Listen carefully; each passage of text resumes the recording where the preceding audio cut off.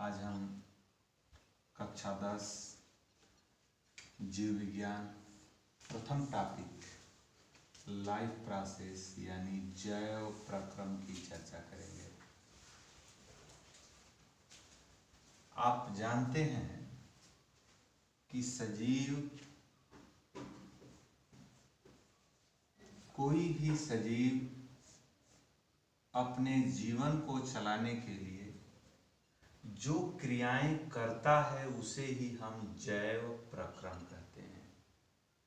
यानी जैव प्रक्रम वह सारी क्रियाएं हैं जिनसे हम सजीव को सजीव मानते हैं।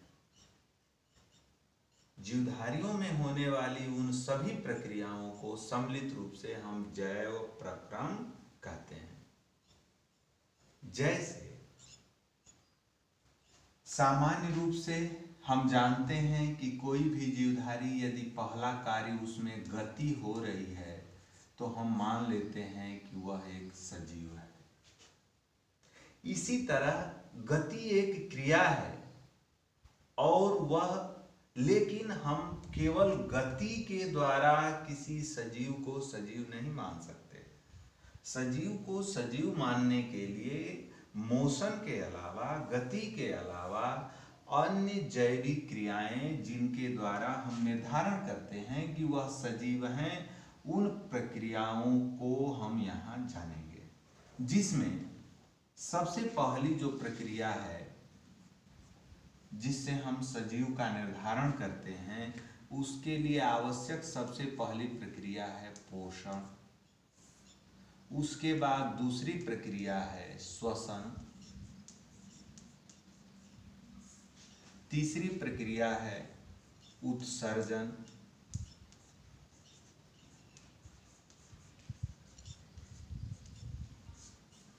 चौथी प्रक्रिया है प्रजनन,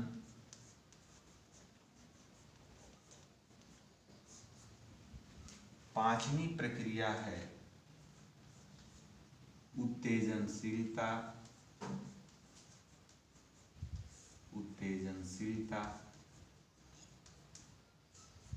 छठवीं प्रक्रिया गति भी है,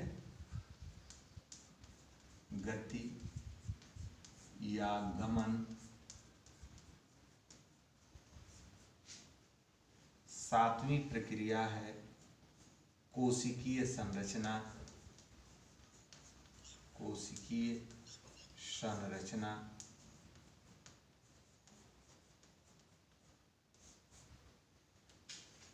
इन लक्षणों के द्वारा हम यह जानते हैं कि कोई भी सजीव सजीव है।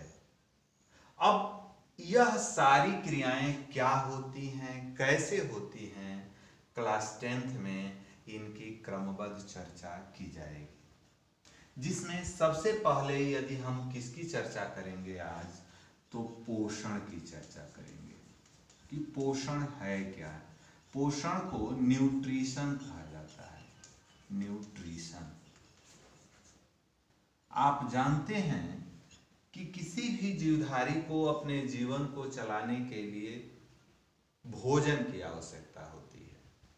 अपना जीवन जब वह चलाता है तो वो अपने जीवन प्रक्रम को चलाने के लिए किसकी आवश्यकता होती है? फूड यानी भोजन की आवश्यकता होती है।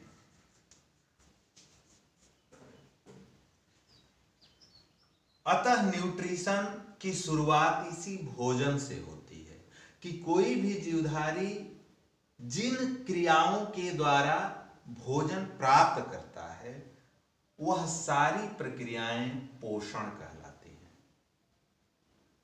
सामान्यतया यदि हम जीवधारियों को, सजीवों को बांटें तो दो वर्गों में बांटा गया है, जंतु और पादप। पोषण के आधार पर ही उनका बंटवारा हुआ है। जंतुओं को अलग अध्ययन करते हैं और पादपों को अलग अध्ययन करते हैं। तो पोषण की सटीक परिभाषा यदि हम दें तो पोषण के अंतर्गत वह सारी क्रियाएं आती हैं जिसके द्वारा कोई भी जीवधारी अपने जीवन को सुचारू रूप से चलाता है और सुचारू रूप से चलाने के लिए जिन जिन पदार्थों की आवश्यकता होती है उन पदार्थों की प्राप्ति करता है। पोषण के अंतर्गत यदि हम देखें तो यह पोषण के अंतर्गत वह सभी क्रियाएं आती हैं, वह सभी क्रियाएं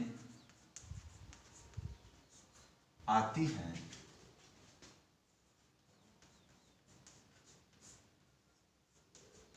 जिनके द्वारा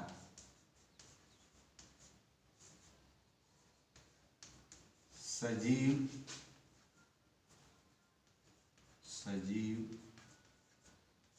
जीवन को चलाने के लिए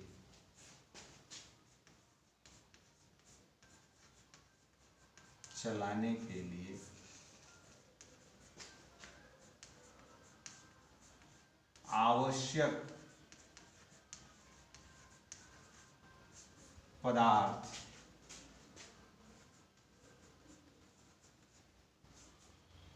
जिनको सामान्य रूप से आप जानते हैं पोषक तत्व कहा जाता है। पोषक तत्व कोशिकाओं तक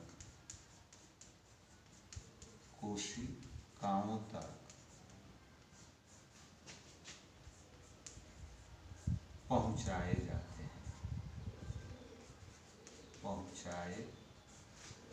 जाते हैं। पोषण के आधार पर सजीव दो प्रकार के बांटे गए हैं, एक स्वपोषी और दूसरे होते हैं परपोषी।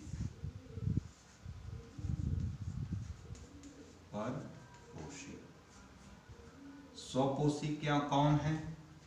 तो वे सभी जीवधारी जो अपना पोषण स्वयं कर लेते हैं, किसी दूसरे पर अपने पोषण के लिए आश्रित नहीं होते, उन्हें स्वपोषी कहते हैं। सामान्य रूप से यदि हम उदाहरण लें, हम अपना ही उदाहरण लें, मनुष्य की यदि हम बात करें तो मनुष्य अपना पोषण प्राप्त करने के लिए भोजन करता है और यह भोजन प्रत्यक्ष या अप्रत्यक्ष रूप से स्वपोषियों से प्राप्त होता है।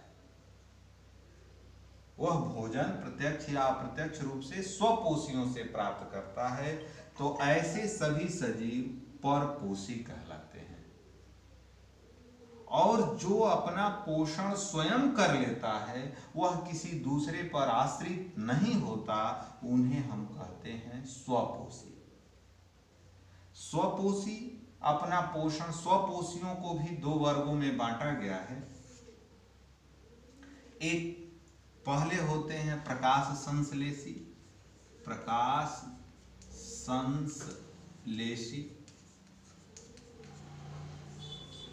और दूसरे होते हैं सूक्ष्म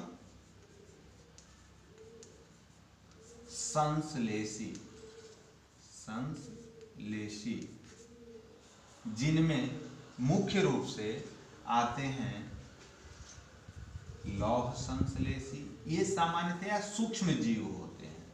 सूक्ष्म जीव जैसे जीवाणु हो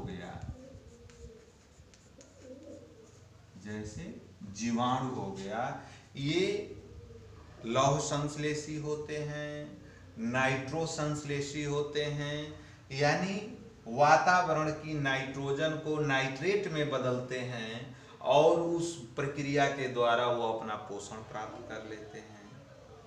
लौह संश्लेषी मिट्टी में उपस्थित लौह अयस्क को आयरन में तोड़ते हैं और इस प्रकार से अपनी ऊर्जा की प्राप्ति करते हैं, अपना पोषण प्राप्त करते हैं, तो उनको कहा जाता है लौह संश्लेषी।